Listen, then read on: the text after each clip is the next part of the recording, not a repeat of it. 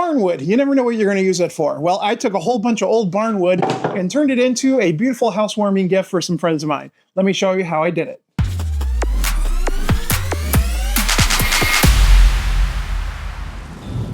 Some very good friends of ours moved into a new house, and inside their garage there's a whole wall of really rickety shelves made out of cedar, but it's all really good barnwood that's been aged and ready to be reclaimed for some project. So my friend Jana and I took apart their shelves and then stacked them up. I brought that wood home and then I let it sit for a while as I was trying to figure out the right design to do. And so now I'm going to get ready to start building this.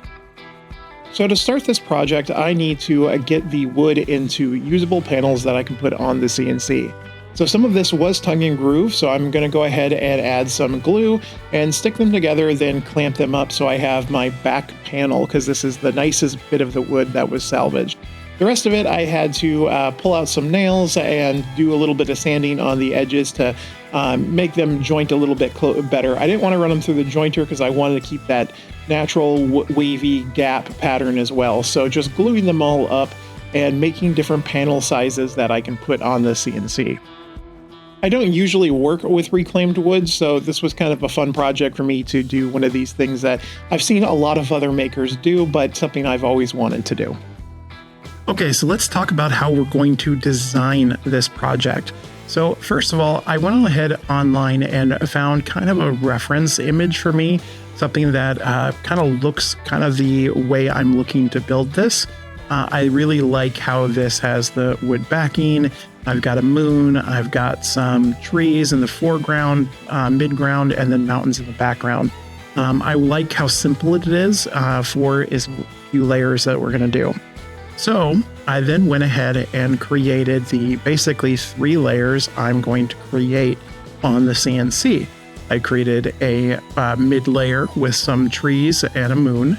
I created the back layer, which is the mountains with some carvings, because I really liked that carving to add some two-tone.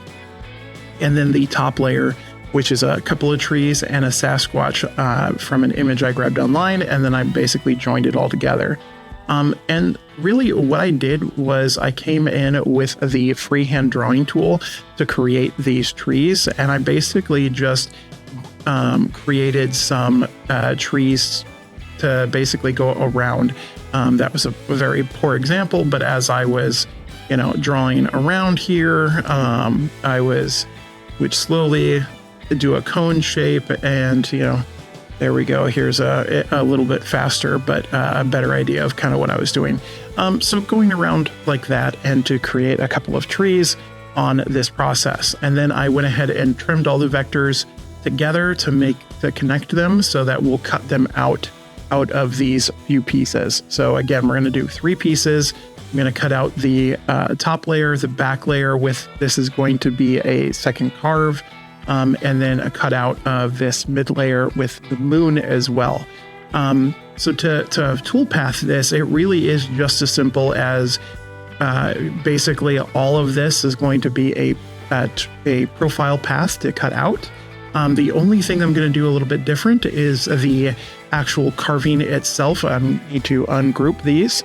And so this group right here of the carving for the quote unquote snow of the mountain, I'm going to basically create a pocket, and I'm going to use a ball nose, a 1/4 inch ball nose bit for that. And so in this case, I'm going to be using the Big B from Jenny Keating's Manufacturing, and that will then create a nice little ball nose surface around this pocket. And it doesn't need to be all that deep. I'll probably only do this 0.05, so 1/100th of an inch. And so that will then create this, not quite V-carve, but this pocket with a rounded corner to create a nice smooth surface. And then it's just as simple as creating the profile by going through and selecting these and doing that profile path with the Downtown Jenny, and the material is going to be 3/4 of an inch, and then calculating it so I can calculate those. So if I preview those, you can kind of see the cutout and then that So that's the idea. And this is just a big empty workspace that I created. I'll end up creating the file down to the size of the work area or the piece that I'm creating. So let's get back out to the shop and finish up our glue ups and get this on the CNC. The CNC Summit is coming up April 3rd and 4th. If you don't know what that is, here's a quick message from my friend John over at Benchmark Woodworks. We're hosting a free online CNC Summit that brings together over 20 of the best CNC enthusiasts and industry experts, including Garrett Fromm, Jay Katz-Moses, Jimmy DeResta, David Picciuto, Pete Parisi, Kyle Ely, Ryan Drapella, Winston Moy, Zach Hipps, Alex Duffy, Nick Sawyer, Brian Bricker, Derek Weston, and yours truly, just to name a few. If you want to improve your CNC skills, grow your projects, or even turn your craft into a business, this event is for you. The CNC Summit is going to be an amazing opportunity for you to learn how to use your CNC, grow your business, and just become a better woodworker all around. And the tickets are free the day of April 3rd and 4th if you want to show up and just watch live. But if you want the premium access, which includes all of the extra features and the digital replay so that you can watch for up to a year later, that is $49. I would really appreciate if you use my affiliate link, which is linked in the video description below and as tagged the first comment below. Now that we have a design, it's time to get it on the CNC. Now, I'm going to use some double-sided tape on these panels to help hold them down. I will also be using some corner clamps on each corner to clamp them down as well. Because this is rough cut and I didn't sand it or anything ahead of time, the tape doesn't stick too well. It's just a little bit of an extra hold for it not to slide around. I'll then zero out the machine over in the corner. I'll change bits down to a ball nose bit for that first carve that we're going to be doing. Dust collection is key with any CNC project that you're going to be doing, but with this one specifically because it is reclaimed wood, I don't know what's on this wood. There's a lot of dirt and grime and thousands of years of, not really, but build up on the wood, and I really don't want to be breathing that in, so I'm making sure that all my dust collection is going for this. And now the project is going to just do that carve, that ball nose carve on the mountain project, and it'll just run through this file. In case you're new to the channel, my CNC is a NextWave HD 520 machine. I've had this for a couple of years now. It's the workhorse of my shop, and I absolutely love it. It does a great job of carving out everything I need and doing production runs, and I can just leave it and not worry about it. Next, while the CNC is running, I'm going to do a test stain of the colors that I'm going to be using for this project on a leftover piece of the board. So I've got a nice brown and green, and so I'm going to do the board on each side, half of brown, half green, and then I'm going to mix the green and brown together in the middle because I really wanted to see what the color variation would look like.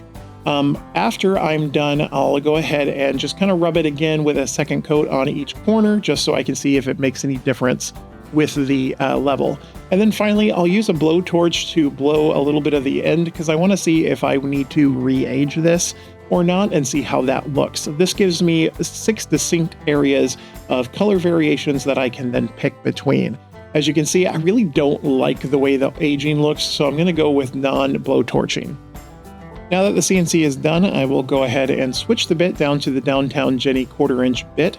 As a reminder, I only use IDC Woodcraft and Cadence Manufacturing bits with my CNC. They're really the best bits on the market. In this case, it's the 1/4" downcut bit that's going to be running through these profile cuts, and it cuts through the cedar like butter. So the mountains are done, and we'll put on the next panel, which will then cut out our second layer, which is just some trees. Once that's done, we'll throw on the third panel, which will cut out the trees with Sasquatch and then the moon as well. Now that we have all the parts, I'll run them through the planer down to 1/4 inch. When I did get down to that small amount, I did lose the tree tops, so I had to recut those and glue them back on. But now that they're down to 1/4 inch, we need to do some sanding, which means it's time for this week's Sanding Thoughts with Dovey Woodcraft. Sasquatch, or Bigfoot, is a legendary ape creature deeply rooted in indigenous oral traditions throughout the Pacific Northwest, long predating the modern sightings that we know today. The term originates from the indigenous word hairy man, while Bigfoot was coined in 1958 by California loggers. is characterized as a large, hairy bipedal humanoid inhabiting remote forests. Oral traditions for centuries, indigenous people of the Pacific Northwest passed down stories of hairy giant men, often seen as spiritual protectors or wild men of the woods, and sometimes even as just another tribe in the area. Early reports and settlers in the 19th century and early 20th centuries reported seeing these large, hairy, upright men walking through the forest while they were out logging. The modern era of Bigfoot started in 1967 with the Patterson film, the most famous piece of alleged evidence. At that point, Bigfoot hit the map and became a massive pop culture phenomenon, appearing in movies, television, and spurring tourism all across the United States. Hey, did you know I do a weekly podcast?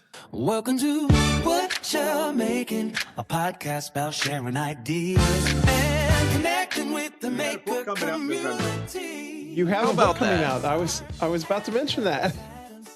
What's the name of the book, and where are they going to be able to get it? The styles and the colors of my typical bars, and if you want anything outside of the white bar. Hey, Lip. And he would walk behind the counter, go get his coffee, come back out, pop a couple dollars on the countertop.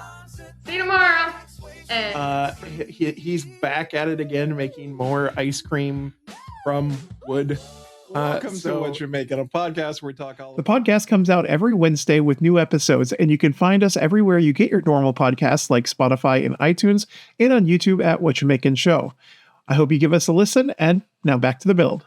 Now that we're all sanded, we're going to go ahead and stain the wood. So I'm going to just use a blue paper towel to rub in a light coating of the brown stain on the mountain, making sure that I don't get any of the part that I just carved to keep that wood nice and fresh and natural. I'll then go through and stain the trees and do all the different colors of the green and the brown that I created. I'll also make sure to get the edges of each piece so that I have a nice look all the way around. Finally, because this is going to be a night scene, I need to darken this wood, and so I'm going to use some black acrylic paint and water to make my own stain. I'll then wipe it on with a blue paper towel, creating just a very thin layer to darken the wood, but to leave all that natural grain, making it look aged, but also darken it. Once it's dry overnight, I will then take a spreader paintbrush and grab some water and mix it in with the white. I'll then tap on some stars onto the piece. This is probably my favorite part of the process because it is very not uniform and chaotic, just like me. And now I'm going to go ahead and assemble the layers once everything is dried. So I'll add some wood glue and then some CA glue to hold down while the wood glue dries. I'll do this on all 4 layers, holding down each piece as it goes. While the wood glue dries, I'm going to start building the frame for this piece. I'm going to make it out of the same tongue and groove that was created, so I'm taking it over to the table saw and I'm going to rip these pieces to get the tongue and groove off and then get them down to the right size and thickness. While I have the table saw out, I'm going to go ahead and grab the piece overall and I'm going to cut it down to thickness so that I have a straight edge on all 4 sides of the piece. Then it's back to do a little bit more sanding on the frame pieces themselves to make sure that everything is looking crisp and clean. I'll then take these over to the miter saw, cut them at the 45-degree angle, and make sure that they're cut to size. I'll go ahead and measure each piece before and after cutting to make sure that I did everything properly. My workstation's pretty cluttered right now as I'm getting ready for my McMenamins UFO Fest here in May, and I've started building a whole bunch of my UFO lights, so you'll see them in the background as I'm working on them over the next few videos. Adding glue to the sides, and then I'll clamp them up overnight to put the frame all together.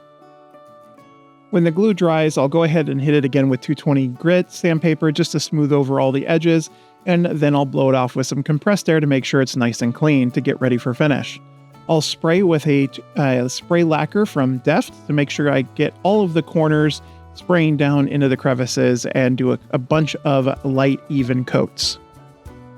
Once it's dry, I'll add the mounting hardware, and then this project is all done. I really like how this turned out. Making something new from something old is something I really enjoy doing, especially when this is going to some friends. And I really think it's going to be a great piece that they can hang up in their home to represent the change of their new house. I'm very excited about it. And I hope you guys are too. I really like reusing things, especially when you move into a new house. It's starting a new chapter of your life, but it's also starting a new chapter for the house. So I like taking something from the house that you moved into and making something new. I hope this sparks some ideas for you and how you can build something like this out of some reclaimed wood or just a good housewarming gift. Until I see you next time, bye-bye.